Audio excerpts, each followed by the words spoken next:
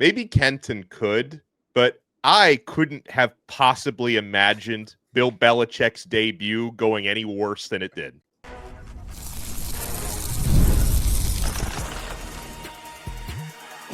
You are Locked On ACC, your daily podcast on the Atlantic Coast Conference. Part of the Locked On Podcast Network, your team every day.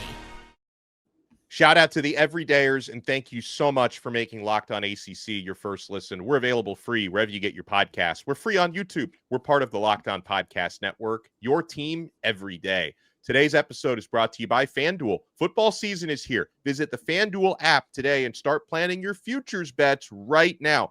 He is Kenton Gibbs, former NC State defensive lineman and co-host of Locked On Wolfpack. I am Alex Donno, host of Locked On Canes. On this episode, we'll talk about the new AP Top 25. Some ACC teams moved up. ACC team moved down. We'll break it all down. We'll talk about the ACC Players of the Week after a very eventful week one. Now, Kenton, I mentioned I could not have imagined a debut that bad. Maybe you could have. So Bill Belichick, first game in charge, North Carolina, really made me wonder why he even came out of retirement in the first place. The Tar Heels had a flawless opening drive. And then he should have just said, Belichick, stop the count. We're done. Let's not play the rest of the game. They go on to lose 48-14 in a game where they obviously struggled to move the football, to hold on to the football. They struggled to tackle.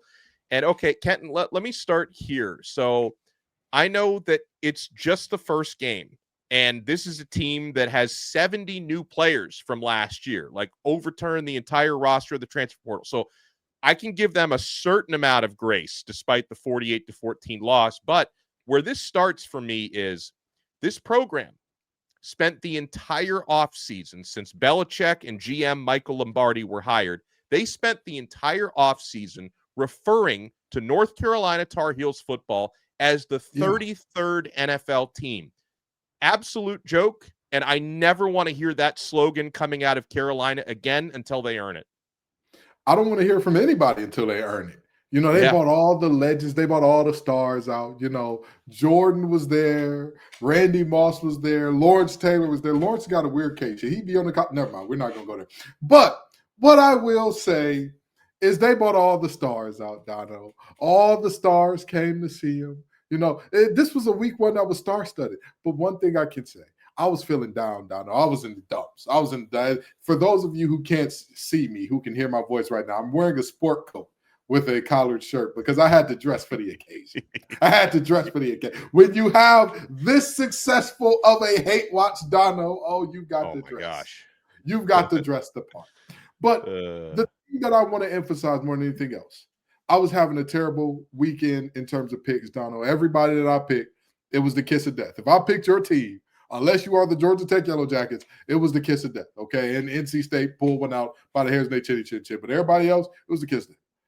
And yet, my two biggest predictions, which were all based on hype, not heart, came to be in such spectacular fashion.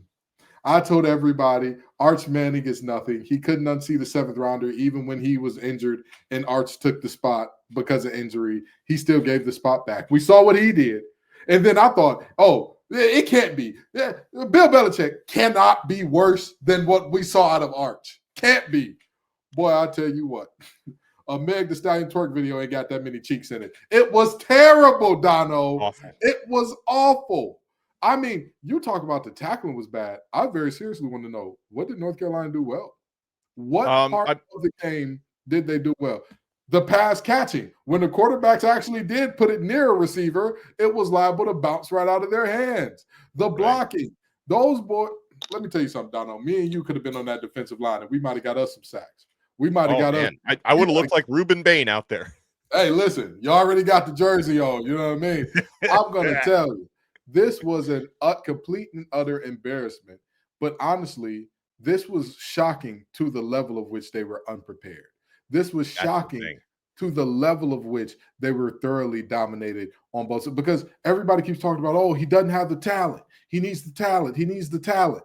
You're telling me that the talent disparity between TCU and this team, I'm going to read off a list of games that were closer in terms of spread than this one. So you're telling me that the talent disparity in this game is as big as between Nevada and Penn State?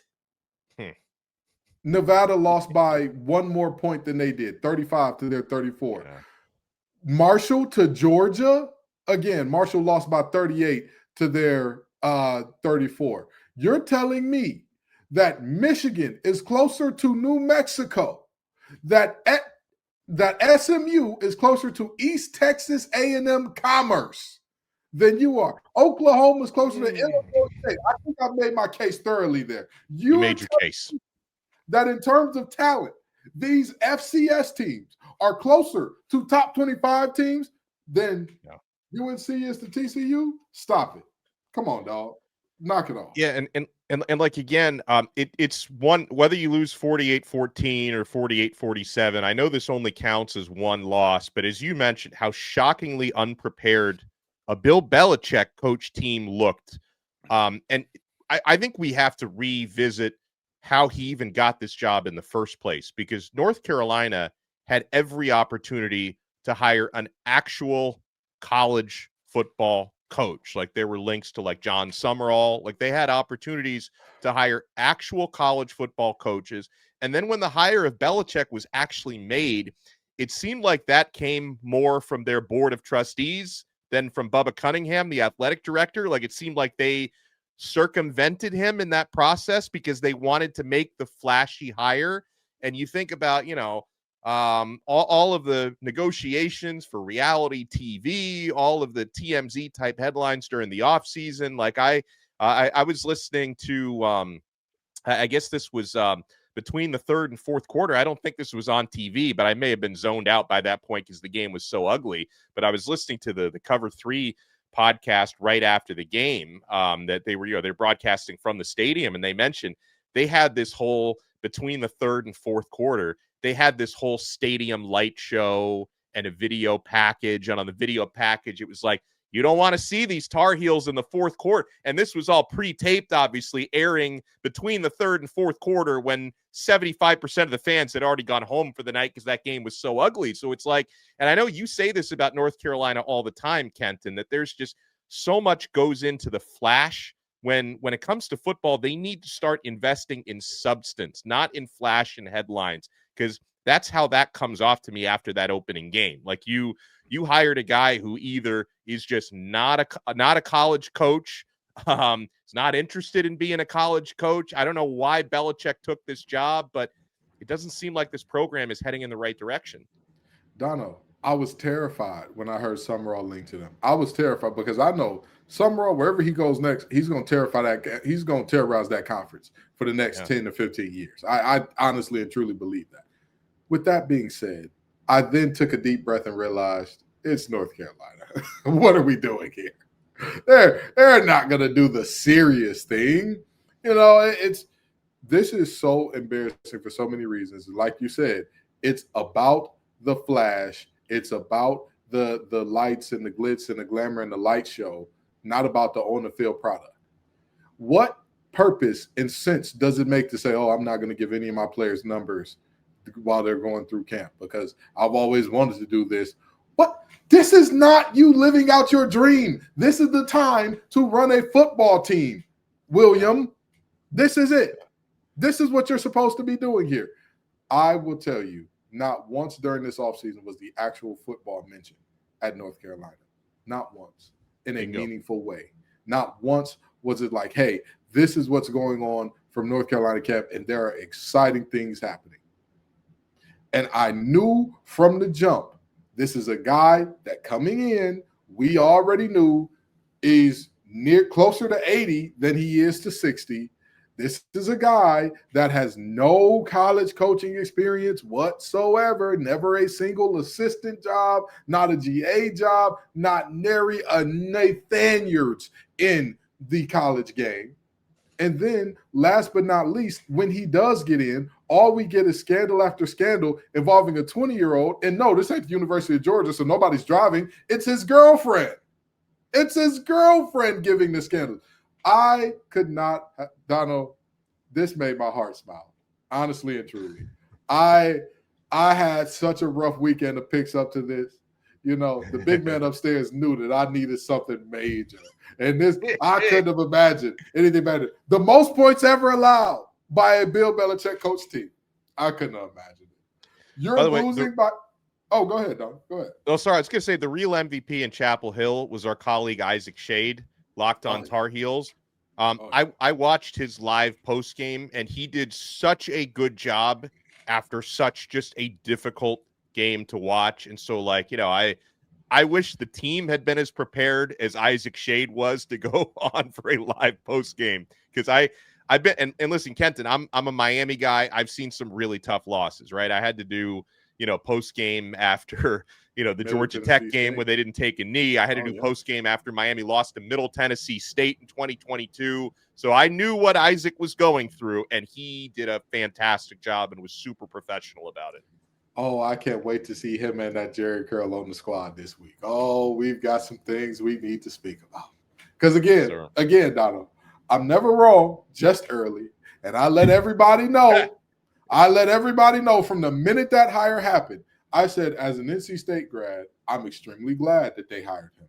As an ACC guy, it saddens me that they hired him. As a guy who knows anything about football, I know that there are a billion reasons this is going to go wrong. There are a billion paths to this going wrong. And very honestly, nothing's going right. And people are going to say, Ken, you're overreacting. It's one game. The things that I saw in that game, there are things that are correctable problems. And then there are problems where it's like, hey, there's no way around that. That's too high to get over, too low to get under. You're stuck in the middle. And that's where they are. You have to start a kid with a fake leg now. Congratulations. Oof. This is you're playing major college football with a guy who has a bionic knee in essence. Hey, more power to you. Best of luck. I can't wait to see how the rest of their season turns out. Well, on Max Johnson, that leads to, like, I want to get to a couple of actual football points on North Carolina, and then we'll move on from that game, because we also have a new batch of ACC, well, the first batch of ACC Players of the Week we want to go over. So you want to keep it locked right here. We're only getting started on this brand new episode of Locked On ACC. When the opening whistle blows on a new repair, get your crew moving forward with Supply House. Order today and see parts on your doorstep tomorrow. Over 280,000 plumbing, HVAC, and electrical items from the most trusted brands in the business. Their real-time inventory and honest lead times keep you from punting projects, while their industry-leading customer service always has your blind side covered. Guys, their Trademaster perks like priority shipping and dedicated support make the whole process smoother. Supply House has next-day delivery, by the way. Talk about a game changer. Join the free Trademaster program today and score serious perks like priority shipping, lower prices, and a dedicated support line. Visit supplyhouse.com to sign up for free and use promo code SHCollege5 for 5% off your first order. That's supplyhouse.com. Real people, real service. We're also brought to you by Rougiette. Guys, you probably heard of Viagra or Cialis. Maybe you've even tried them. But if you're looking for something beyond the usual pill, it's time to meet Rougiette Ready. Rougiette Ready is a next-gen prescription treatment designed to amplify arousal in the brain and boost blood flow. Unlike the usual pills that can take hours, Rougiette's 3-in-1 formula dissolves under your tongue and kicks in fast, on average in 15 minutes. Effects can last up to 36 hours, so you can stay confident and in control when the moment is right. Guys, I love that it's completely online. Rougiette connects you with a board-certified doctor and ships your treatment discreetly to your door. Head to rougiette.com/lockedoncollege and use code LockedOnCollege to get 15% off today. That's RUGIET.com/lockedoncollege and use promo code LockedOnCollege for 15% off. Individual results may vary with prescription treatment. Compounded drugs are permitted to be prescribed under federal law, but are not FDA approved, do not undergo FDA safety, effectiveness, or manufacturing review. Please visit the Rougiette website for full safety information. Thank you for making Locked On ACC your first listen and your first watch. So, again, 48-14, North Carolina got blown out by TCU in Chapel Hill last night. If you look, Kenton, at the team stats, it's as ugly as the scoreboard was. So TCU recorded 29 first downs compared to just 10 from UNC. UNC was 1 for 10 on third down in this game. TCU outgained the Tar Heels 542 total yards to 222, 284 passing yards to 172, 258 rushing yards to 50. Penalties are not a big factor in this game. I guess TCU committed 5 for 58. UNC committed 3 penalties for 25 yards, and time of possession was 32 minutes, 9 seconds in TCU's favor. Turnovers, UNC turned it over 3 times compared to just 1 for TCU. So UNC was -2 in the turnover margin. I guess, one of the easiest takes to have after that game, Kenton, like you mentioned, Max Johnson, a great story that he's back playing football again. He certainly looked a lot sharper in relief than starter Gio Lopez did. And Lopez left the game injured. I don't have an update, or at least I haven't seen an update on how serious that is. But I think whether Lopez misses time or not, they might need to turn to Max Johnson. Yeah, the UNC staff is definitely going to play it close to the vest in terms of injury updates and all that. But I think if you're talking strictly football, if you had to say, hey, the Martians have the death being pointed at Earth, say something nice about this game for UNC in terms of on-the-field performance, you are absolutely right. Max Johnson coming in late was that silver lining, right? He found his brother for a touchdown, who ironically enough caught the last touchdown that he threw as well a few years ago. So, this is, that's a definite silver lining for him. You have an experienced older guy at quarterback who, he's not going to try to do too much, not going to try to be the star of the show, not going to try to do anything spectacular. He's going to stay within himself and just make the right play, be on time play, and all that good stuff. The only problem is they don't have the roster for that. They don't have the roster for on time to work out for, hey, just do what you're supposed to do when you're supposed to do it at the quarterback position and we'll be fine. Because no, they won't be. They, in fact, will not be fine. If this game showed me anything in terms of, again, strictly on the field performance, I cannot name a single area where I look at North Carolina and say they're good enough to be mid-level right now. I don't look at a single area and say that. I don't look at it in their rushing attack. I don't look at it in their passing attack. I don't look at it how they stopped the run. I don't look at it how they stopped the pass. Special teams wise, nothing special there either. So I'm sitting here and saying to myself, this is like the old Dick Vermeil quote. We can't stop the run and we can't stop the pass. But other than that, we can't run the ball and we can't pass the ball. But other than those things, we're in great shape. That's what I would say this team is right now. And the problem is you can't strip it down to the studs mid-season. So it's everybody's saying, this is a full rebuild or they need to go into a rebuild. No, this is the full rebuild. You've taken 70 players out of the portal. This is a de facto rebuild. It's going to be interesting to see where they go from here. I think that, a 5-win season would be a great job for what we saw the last night.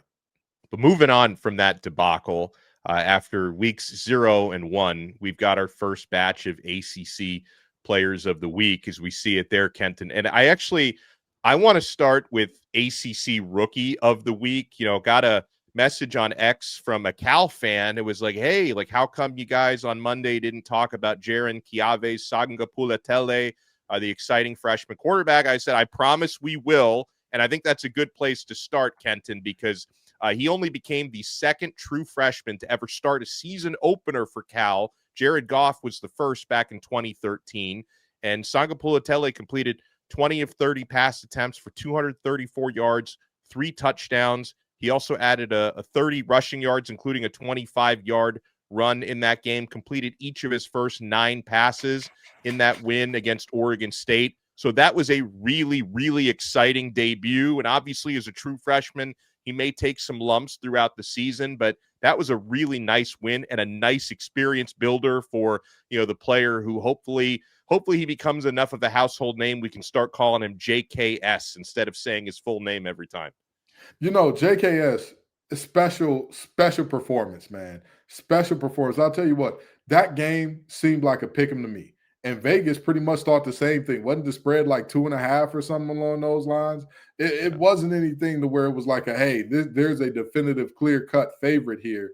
And yet, Cal put belt to behind Jiren, playing such a fantastic game. I mean, he showed up and showed out. You talk about on time and on target and all those things, but also creating out of structure.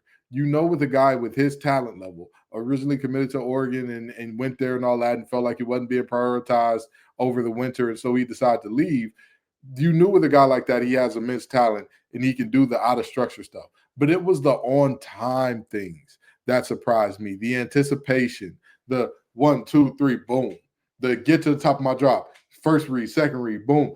That to me was very surprising from a true freshman, because he may be on his second school, but he has not played any college football whatsoever in terms of real live games. So to see him play like this against a former Power 5 team as well, hats off to that young man. And I'll tell you what, he ain't the only quarterback that had himself a day in these first couple weeks, because Haynes King, welcome to the party, brother. Welcome to the party. He was running so much, I had to ask, is the arm hurt again? Does he not want to throw again? And it just turns out they were just that much more physical than the Buffs, to where they said, hey, they may be the Colorado Buffaloes, but we're the buffer team. We're the bigger, stronger team, and we're going to run all over them, spearheaded by Haynes King. So hell of a job by him. Yeah, Haynes King, who wins quarterback of the week, became just the second FBS player since 1995 to run for 140 yards, pass for 140 yards, and score 3 touchdowns in a season opener, joining Jalen Hurts from Oklahoma, who did it back in 2019. So he gets quarterback of the week. Isaac Brown, I'm sure it's not going to be the only time he takes these weekly honors. Louisville star running back who rushed for 126 yards and 2 touchdowns against Eastern Kentucky. I knew I had my direct. I'm like, I know it's a direction somewhere. Against Eastern Kentucky. Cam Ross of UVA, receiver of the week. Luke Petitbon from Florida State, offensive lineman of the week. Obviously, Florida State's offensive line did a hell of a job against Alabama with the way they ran all over them. Reuben Bain Jr., who was super disruptive against Notre Dame. I mean, Bain finished with 3 quarterback hurries, a sack, a tackle for loss, and an interception, and a 93.5 Pro Football Focus grade, which is absolutely elite. Kyle Lewis of Pitt, linebacker of the week. Ahmad Moses of SMU, defensive back of the week. And Cam Ross of UVA, specialist of the week. So, Kenton, I don't know if you had this on your bingo card, but Virginia, the only team with multiple players of the week in week 1, just the way we drew it up, right? Well, technically, they only had 1 player of the week. He just claimed 2 different spots. He just claimed Cam Ross took 2 different spots, yeah. But I will tell you this. If you would have told me, hey, Malachi Fields is going to be playing in an ACC game to start the season off, or be playing an ACC team in the first game of the season, and Virginia will have a guy who ends up being the ACC player of the week in 2 different categories, I would have for sure said, did he transfer back in? Yeah. What happened? Yeah. And yet Cam Ross, who is a very different style of receiver, much more of a burner, much more of a quickness guy, a little bit of a short little water bug type of guy, he goes absolutely ballistic in this game. And you know what? Him and Chandler Morris seem to have developed quite the relationship in what seems to be no time, because both of those guys are transfers as of this year. Both of those guys are brand new to the program as of this year. Both of them are old as dirt, playing in their 5th or 6th years respectively and all that good stuff. But both of those guys came together and did something special in game 1, which should have the folks in Raleigh worried with them coming through, even though it's a non-conference game against NC State coming up this week. Yeah, so for Cam Ross at UVA, caught 7 passes for 124 yards and a touchdown in the win against Coastal Carolina. Also had a 100-yard kickoff return for a touchdown, which is tied for the longest in Virginia program history. So that's why he takes home receiver and specialist honors. Meanwhile, it's a new AP top 25. A couple of prominent ACC programs are moving on up. One team did drop, but maybe not as far as you think. You want to keep it locked right here. We're not done yet on this brand new episode of Locked On ACC. We're only getting started with FanDuel. The NFL season is almost here. College, obviously, is very much here. And FanDuel is making sure you're ready for kickoff this weekend with a can't-miss offer. Right now, New customers can bet just $5, and if your bet wins, you'll get $300 in bonus bets to use across the app. I love using FanDuel because it fits however you like to bet. Player props, building a same-game parlay, even jumping in live as the action unfolds. So are you ready to play? Download the FanDuel app now by visiting FanDuel.com to get started. That's FanDuel.com to place your first $5 bet. We're also proudly brought to you by Game Time. I talked to a number of fans at Hard Rock Stadium in Miami on Sunday who told me, and I was so proud that they got their tickets on Game Time. You got to love, folks, college football, the tailgates, the rivalries, the energy. There's just nothing like it. But let's be real. Actually getting tickets can sometimes feel like more of a battle than the game itself. Endless queues, hidden fees, prices jumping at checkout. That's why I use Game Time, the app that gives the advantage back to the fans. It's the easiest way to score last-minute tickets at the best prices with no surprise fees. What you see is what you pay. Guys, honestly, it's faster, cheaper, and less stressful than any other way I've bought tickets. So take the guesswork out of buying college football tickets with Game Time. Download the Game Time app, create your account, and use code LOCKEDONCollege for $20 off your first purchase. Terms apply. Again, that's promo code LOCKEDONCollege for $20 off. Swipe, tap, ticket, go. Download Game Time today. Thank you so much for making Locked On ACC your first listen. Make sure you also check out Kenton Gibbs and Grayson Boone on Locked On Wolfpack, talking all things NC State. Check me out on Locked On Canes, talking all things Miami. So speaking of Miami, Kenton, they are now the ACC's highest-ranked team after the 27-24 home victory against Notre Dame. Miami moves up in the AP poll from number 10 up to number 5. Clemson only fell 4 spots. I mean, they did lose to a top 10 team. I think LSU, what were they, number 9 when they faced Clemson? Clemson at number 4, but Clemson dropped down to number 8. So they're still in the top 10. And Florida State, of course, moved not only into the top 25, but into the top 15 after their dominant upset at home against Alabama. So the Seminoles come in at number 14. SMU, all they did was win, but they moved down a spot to number 17. And I believe that's it for the ACC. Probably the next team that would be knocking on the door would be Louisville, who received 59 votes, but they are unranked. So that's what we're looking at. You agree with those rankings? Anybody, you think Miami's too high? I think Miami's just right. I'll take it in the top 5 just for the record. Did Clemson fall far enough? Did FSU rise high enough? I think all of those things are correct. And I would want to say anybody who says SMU gets moved backwards for winning a game, that's not fair. You had to watch that game. They were thoroughly unimpressive. And it's sad. See, I didn't see – I'll admit I didn't see their game. That's the thing. It was a game in which – here's the thing. They weren't the only team, though. That's the only argument I can get from SMU in terms of we shouldn't have moved back despite – having our struggles against East Texas A&M. The only argument I can see is other teams struggled against the similar levels of opponents, and they didn't get moved back. So it's not fair for SMU to get moved back. But if we're going by merit of who did you play and how did you play, that's a team that you should have handled easily. And that just wasn't the case. It just was not the case that was a game where we looked up and said, oh, yeah, SMU's got this thing put away by the middle of the third quarter. That was not the case. Again, that's no disrespect to SMU. Anybody who knows me knows. Love me some SMU. Love those boys down. And the biggest thing about SMU, they will have multiple chances to improve upon that game coming up. And again, this is not to knock them. This is not to say, oh, they're terrible now. They're a bad team now. I'm not saying that in any way. I do expect them to perform better against Baylor. I do expect them to have a hell of a game against TCU in a couple weeks. I'm not saying they're a bad team. I don't want anybody to hear that. All I'm saying is there were moments where it did leave you wanting a bit more, but that can be said for a lot of teams in week 1. So I get both sides of the argument there in terms of them deciding to not be back or be moved back a spot. And more importantly, Louisville not being in is a travesty. That's an absolute travesty. Yeah.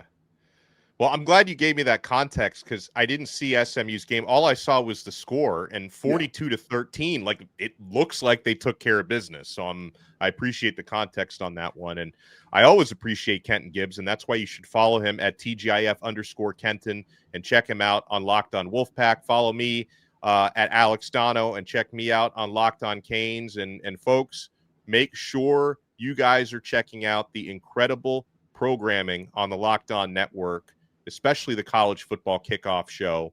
Locked On and Fire TV present College Football Kickoff, your ultimate college football weekly preview. Drake Toll of Locked On Big 12 leads the conversation alongside two-time AP Coach of the Year, Gary Patterson, former college star Jesse Holley, and Locked On's local experts. A college football preview only Locked On can do. Catch College Football Kickoff every Thursday throughout the season, only on Fire TV. We'll talk to you next time on another episode of Locked On ACC. We are part of the awesome Locked On Podcast Network, your team every day.